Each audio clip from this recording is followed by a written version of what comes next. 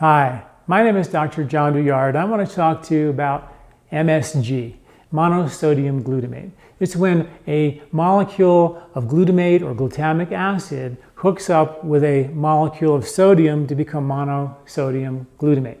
This was discovered back in the 60s, and they created a flavor enhancer. It's a neuroexcitatory agent. You put that powder on your tongue, your taste buds amp up and make bland food taste wonderful. That neuroexcitatory agent can overstimulate the nervous system, and it acts as a toxin to the nervous system, make your body tingle and feel extremely toxic. It's called Chinese restaurant syndrome way back in the 1960s and 70s when it was first discovered. Well, now most folks are smart enough to read labels and realize that, to avoid MSG in any of the foods that we eat. And it's still on a lot of labels, so really do read your labels because it's important.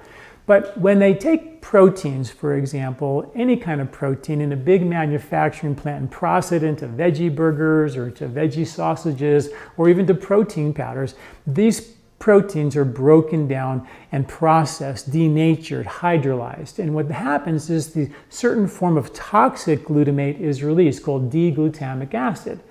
And when you take cheese or meat or eggs and you eat those in your body, and those proteins are broken down in your stomach by hydrochloric acid, it forms a non-toxic form of glutamic acid called L-glutamic acid, which is processed through your intestinal tract into your feces. Your body sort of knows this is not the stuff that we want to absorb.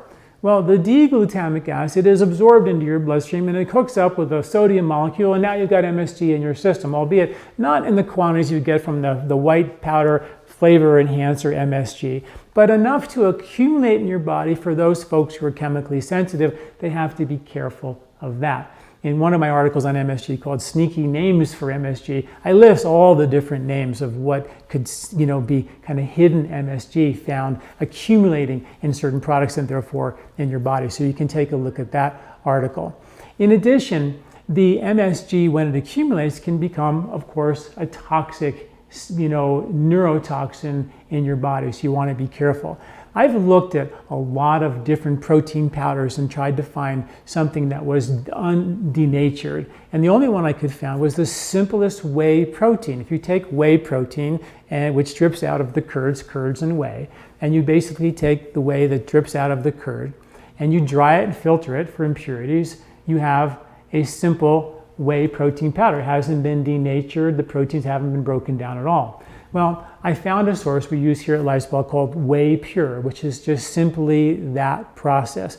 It's an undenatured whey protein powder made from really pure New Zealand cows, no contaminants, antibiotics or hormones or any of that. So you want to look for that if you're chemically sensitive and worried about these free glutamates or glutamic acid building up in your bloodstream, making you more chemically sensitive. That's what you want to look for, is an undenatured whey protein powder. There may be forms of that as pea protein and hemp protein, but I haven't found those yet. I completely love to know more about. If anybody has one that they know about, please let me know. Okay, so in addition to that, you want to make sure that the skin of your intestinal tract is healthy, because if the skin is a really healthy barrier, it's not going to let these toxin glutamates move into your system in an excessive manner to create the hypersensitivity and the chemical sensitivity that many of us have.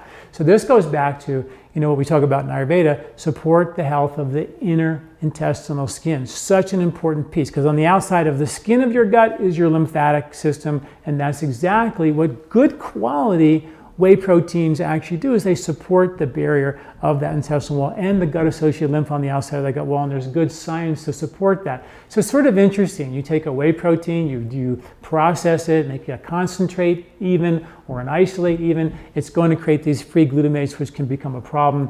But if you do it in the real traditional way, the way nature did, just let the whey drip out, dry it, filter it, it doesn't create that effect. And the studies show it supports the health of the intestinal tract and the gut-associated lymph on the outside of the gut wall. So another great example of how when you really follow nature and do it in the most natural way possible, really good things happen. Where? Mostly to our intestinal tract, and that's where it all starts. Okay, please check out this article where I describe this process in detail. Thanks for listening. I'm Dr. John Douillard. Hi, did you like this video? Do you like our content here at LifeSpa? You can subscribe to our YouTube channel at youtube.com/John Douillard right here and get this valuable content every week in your inbox. This recording is brought to you by LifeSpa, where ancient Ayurvedic wisdom meets modern science. Get access to free health video newsletters by Dr. John at lifespa.com. These statements have not been evaluated by the FDA. These products are not intended to diagnose, treat, cure, or prevent any disease.